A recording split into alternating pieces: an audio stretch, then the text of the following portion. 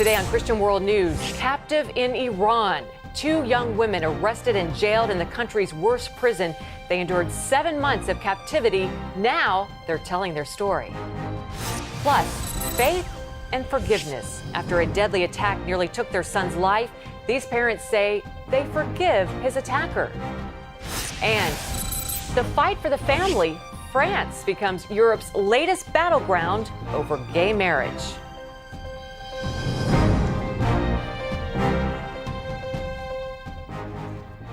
Welcome to Christian World News. I'm Wendy Griffith. George Thomas is on assignment. In Iran, high-profile cases of Christian pastors being arrested, imprisoned, and tortured have put the spotlight on the treatment of Christians in the Islamic Republic. Now, 2 Iranian women are telling their story of persecution.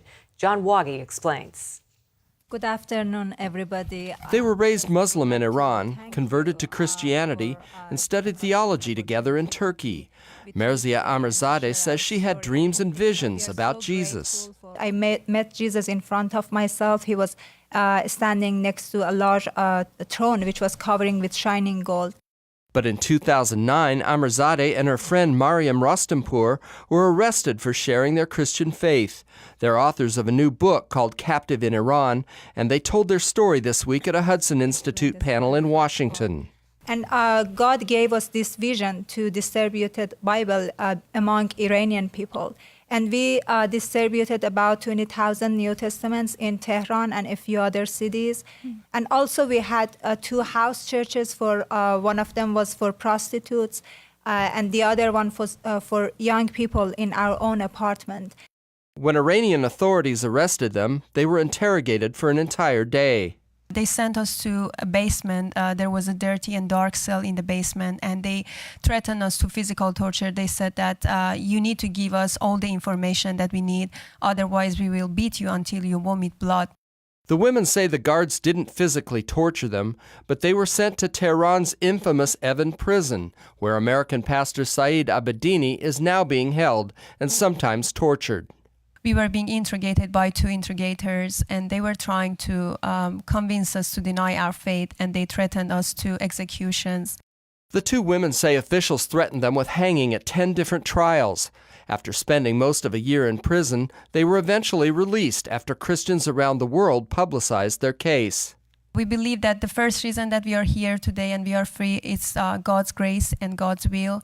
And the second reason is support of all Christians from all around the world. Rostampour and Amirzadeh are urging believers to write letters to Iranians imprisoned for their faith. John Wagi, CBN News. Incredible story. A U.S. congressman is calling on President Obama to speak up for Egypt's persecuted Christians. Virginia Representative Frank Wolf says the president should forcefully denounce attacks on Coptic believers. An angry mob threw firebombs and rocks at Christians outside the main Coptic cathedral in Cairo Sunday. 2 Christians died. Earlier in the week, 5 Christians were killed in similar incidents. Wolf says the attacks will continue unless Mr. Obama speaks out. He says Christians in Egypt are living in fear. Many are fleeing the country. Egypt's Coptic Pope has accused his country's president of negligence. Pope Tewodros says Mohamed Morsi has broken his promise to protect the country's Christians. Joining us now is Nina Shea. She's the director of the Center for Religious Freedom at the Hudson Institute. She's also co-author with Paul Marshall and Layla Gilbert of the new book, Persecuted, The Global Assault on Christians. Nina, great to have you back on the show. Great to be with you, Wendy. Thank you. Well, Nina, let's start with Egypt. What should the Obama administration do about this most recent attack and the increased persecution of Christians under the Muslim Brotherhood there? Well, Christians in Egypt are in terrible peril. We saw this assault on the cathedral. This is the seat of their pope, the Coptic pope. And if that can be breached, if there can be an all-out assault with grenades and firebombs and tear gas against Christians during a funeral, and the funeral is for other Christians who had been murdered, in a pogrom, an attack against their village, then really no Christian is safe. It's in effect a crime to be Christian in Egypt. So we have to, as the largest donor to Egypt, we're extremely generous as a country to Egypt, both in our direct aid, to their military aid, to their economic aid, and to their foreign loans. We need to draw a red line and say these Christians must be protected and their murderers must be brought to trial and justice must be served. Well, we saw the incredible story of the two women from Iran. We know others, including Pastor Behnam Irani and Pastor Saeed Abedini, are still jailed in Iran. Why does the regime there fear Christianity so much? Well, they derive their legitimacy. This is a theocracy, a Shiite theocracy, and they derive their legitimacy from their religion of Islam. And they see Christians and becoming a Christian as a threat to their rule. The Grand Ayatollah, of course, started Iran, and Ayatollahs still rule. There's clerical rule there. So they see this as a very deep threat. They fear Christianity, and there's, frankly, seems to be quite a bit of sympathy there for Christianity among the people. Yeah, miraculously, those two Iranian women that we saw earlier in the show that you featured as well at the Hudson Institute were freed after a year. Saeed Abedini still in jail. What can be done to help free these Christians that are in prison? Yeah, the women from Iran's story was just so uplifting and inspiring on so many levels, and particularly because it taught us, it confirmed for us that we can do something. We can help. We can help with our prayers. We can help by writing, by becoming more informed about these cases, and by writing to our members of Congress and to the prisoners themselves around the world. And we have established a new website to make this easier. It's called persecutionreport.org. It's an aggregator site that links to the top stories of the day and of the week in the area of religious persecution all around the world. Okay, persecutionreport.org. Be sure to go there. And in your book, Nina, Persecuted, you say that Christians are the most persecuted group in the world. It happens in different cultures and political systems. Why is it, or what is it, rather, about Christianity that draws so much opposition? Well, I think it's various nations' inability to live with the religious other. These are Christian minorities around the world. Christians believe in the Great Commission of spreading the faith, of sharing the faith. And so, and this is done peacefully. And, you know, people in China are embracing Christianity by the millions. But there's persecution because the governments see it as a threat. And it's extremely tragic, and it's extremely tragic that we're not more conscious of this in the Free West. Yeah, I was just going to say that Christians here in the U.S. And all over the West are largely unaware of this phenomenon, and in a way we can be thankful for that.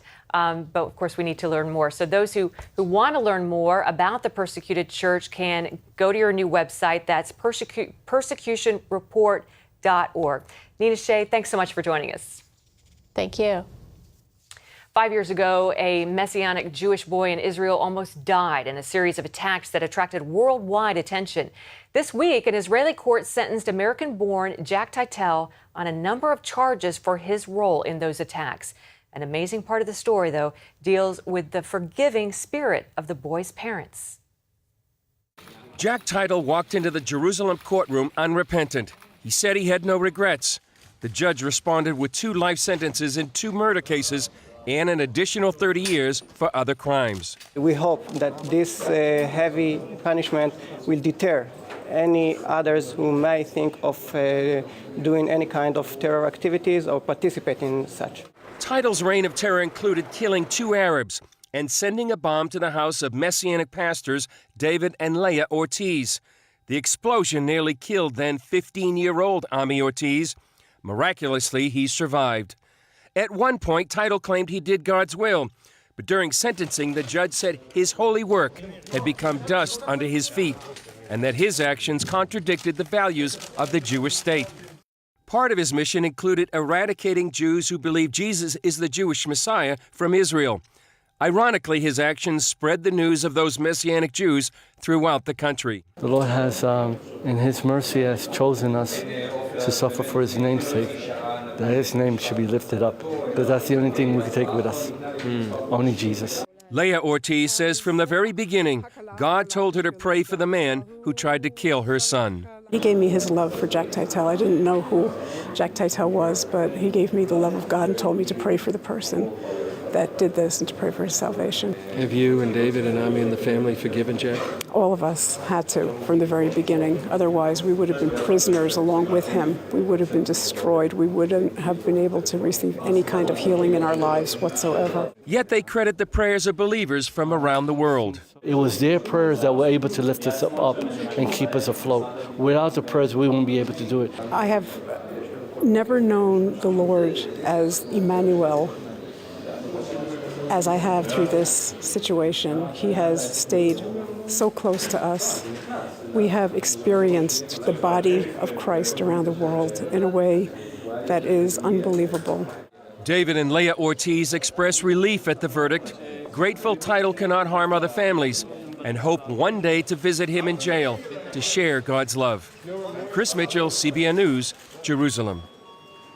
Thanks, Chris. Coming up, they called her the Iron Lady, how Margaret Thatcher's faith strengthened her political philosophy.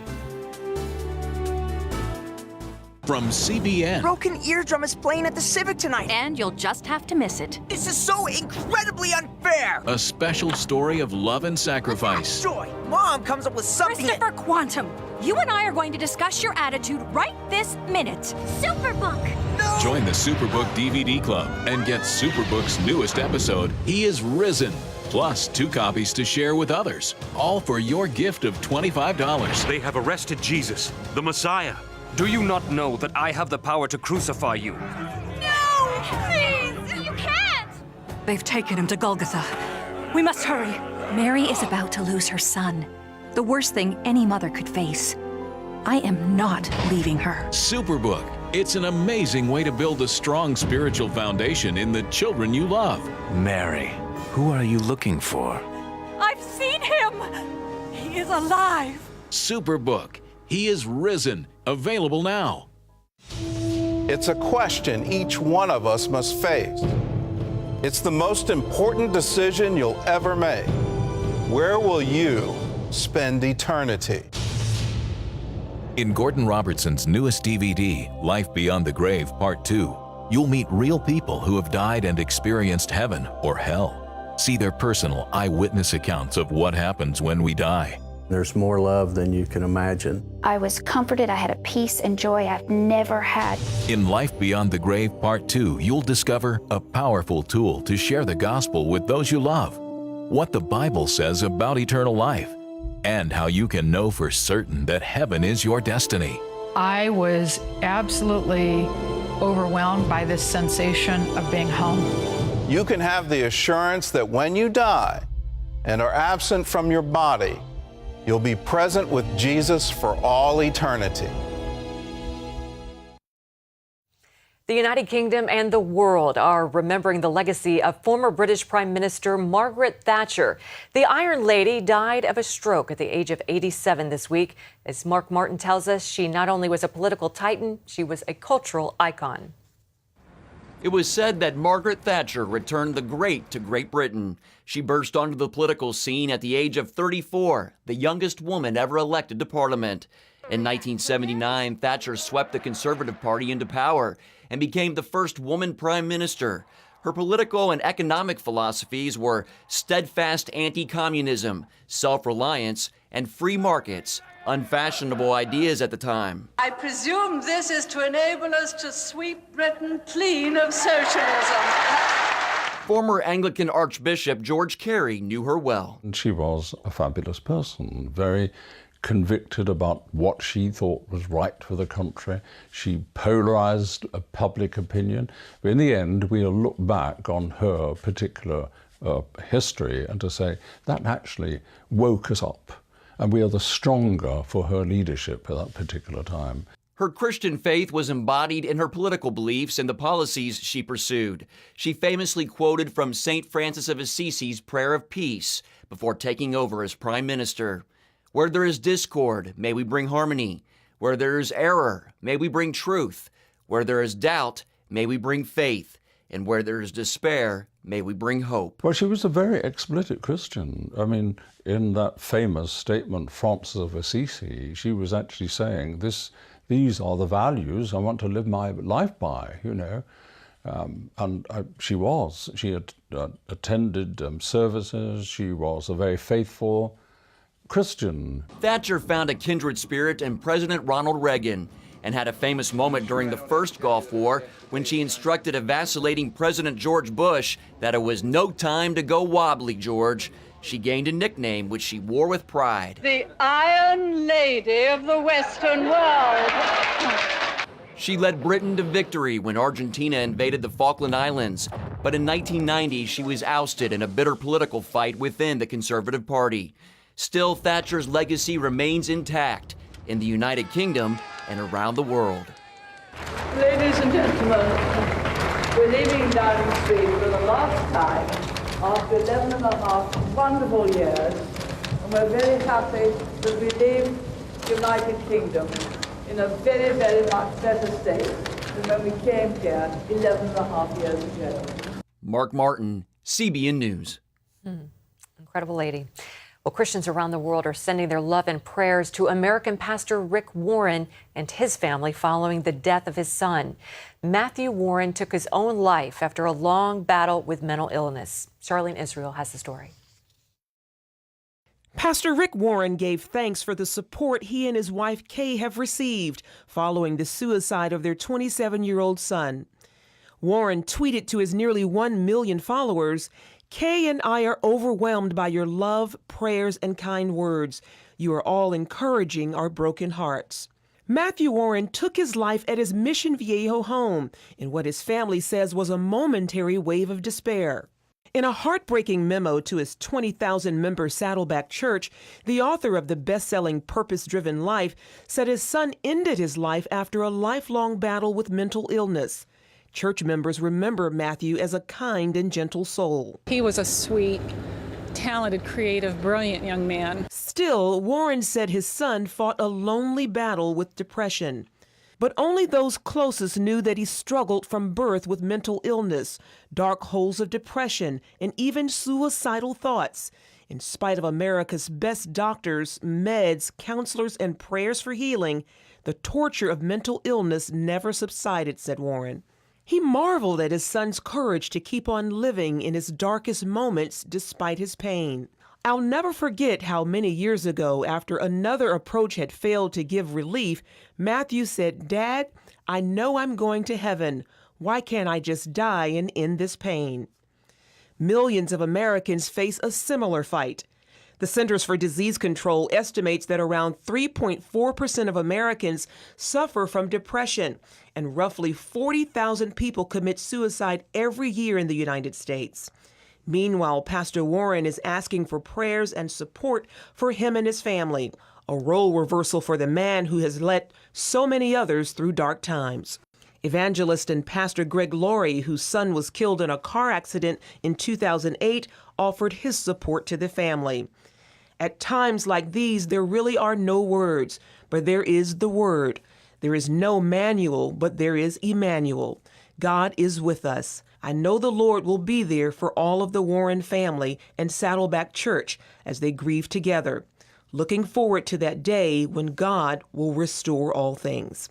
Charlene Israel, CBN News. Up next, some say it's about human rights. Others say it's about destroying Christianity, the fight that's dividing France. CBNnews.com. News you want, when you want, 24/7. Stay current with up-to-the-minute stories. Ephraim Graham, CBN News, New York. I don't have to wait for my news anymore. CBNnews.com at your fingertips all day long. I only watch the stories I want to see. I find the story, I click on it, and boom, I'm there. Embassy in Washington, Eric Stakelbeck, CBN News. The source for your news, CBNnews.com. Hi, this is Pat Robertson. This is an important time in the history of America. It's an important time in the history of CBN. And what you do is so very important now. But we've got to get the gospel out here in America. We've got to help the poor and the needy. feed those who are hungry, clothe those who are naked, bring medical attention to those who are suffering, and more than anything, bring hope to those who are without hope throughout the world. So your 700 Club membership makes a huge difference. And I ask you to go to your phone and call. If you haven't already called in, we appreciate what you've done so much. So don't slack. We don't want our hands to be empty. We want to say, Lord, here are those who have come to you because of my labors. Telephones are available, toll-free line, and we just thank God for each one of you. So don't hesitate to call and do it now. It was the most angelic, the most Peaceful, safe, loving place. I wasn't afraid. There was not a feeling of time. I was comforted. I had a peace and joy I've never had. I was absolutely overwhelmed by this sensation of being home. You just can't even imagine. Uruguay is now the third country in the Americas to legalize gay marriage. 71 out of 92 members of the county's Chamber of Deputies voted in favor of the measure. It's called the Marriage Equality Project. One provision of the law will allow gay couples to come to the South American country just to marry. Uruguay's president is expected to put it into effect before the end of this month. Canada and Argentina are the only other two countries in the Americas where gay marriage is legal. Well, France appears to be the next nation looking to legalize gay marriage. Despite objections from the church and even homosexual groups, the socialist government is pushing its agenda to redefine the family. Dale Hurd reports from Paris. In the streets of Paris, Christians kneel and pray, asking God to deliver France from a same-sex marriage bill they believe amounts to a new French revolution. Certain to become law, it would not only grant homosexuals the right to marry, but the right of same-sex couples to adopt children. Same-sex marriage has been legalized in 12 nations so far, most of them in the Western world, and it's been partially legalized in an additional 3 nations, including the United States. France will be next. All we're asking for is to have the same rights as everybody, the right to get married or not. I've been with my boyfriend for the last 20 years. We have a very normal life. We have the same rights as straight people have. We pay our taxes. We are raising a little girl the best we can. The socialist government of François Hollande will essentially destroy and then redefine the traditional institution of marriage for the benefit of a relatively tiny part of the population. As is the case in most Western nations, homosexuals account for less than 5% of the population in France. Some opponents of France's same-sex marriage law see it as a cynical ploy by a socialist government to use what's billed as a human rights issue to destroy the traditional family and Christianity. Alana Scotta is president of the Catholic organization Civitas. It's obvious that the government has declared war on Christianity. Marriage is between a man and a woman. If today we decide that marriage is for gays, tomorrow we will have polygamy. Antoine Renard, president of the Associations of French Catholic Families, says the Hollande government is using children to carry out its social revolution. For example, the Minister of Education said in writing that has been sent to all education directors that the government is committed to use the young people to change the mentalities. Can you imagine? It's almost a war declaration. Use our children to change our minds. It sounds like social revolution. Exactly. But not all oppose the same-sex marriage law for religious reasons. A widely held view among atheists is that it is unnatural and will hurt children. Opposition to France's gay marriage law has brought together a fascinating coalition of Christians, atheists, and homosexuals. Emmanuel Ducamp is with the gay group Homovox. He says the bill goes too far. It goes too far in the sense that it makes the majority of the population live under a law that has been cast for a minority, which I don't consider fair. We have 2 parents of different sex wherever we are heterosexual or we are homosexual. There can't be two parents of the same sex. It's not natural. Protesters gathered in Paris last week to stand against anti-homosexual violence after a gay man was severely beaten when he and his boyfriend were walking through an immigrant section of Paris.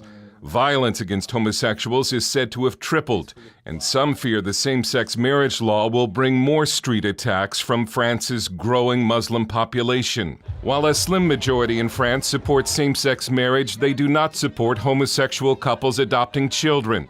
But the bill is almost certain to become law anyway.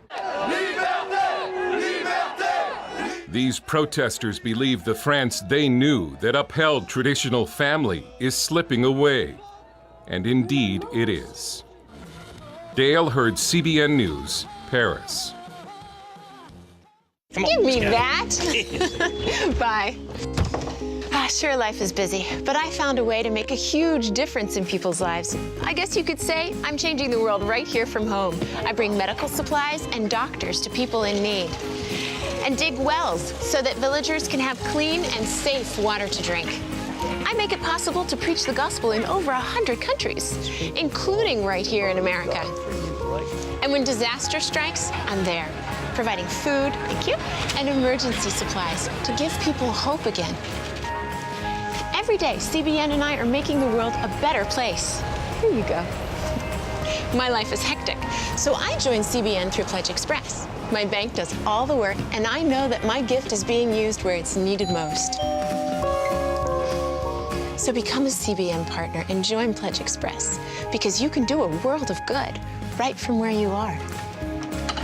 Hi, good morning. Are you ready to get started? What if you knew heaven is real because you'd seen it? Everything's alive, nothing's dead. Because you'd been there. There's more love than you can imagine. How would it change the way you live your life? He was so eager. We got to get people saved. We got to let people know about Jesus. Get the real story from people who've experienced life beyond the grave. I was hungry and you gave me something to eat. I was thirsty and you gave me something to drink. I was a stranger and you invited me in. I needed clothes and you clothed me. I was sick and you looked after me. I was in prison and you came to visit me.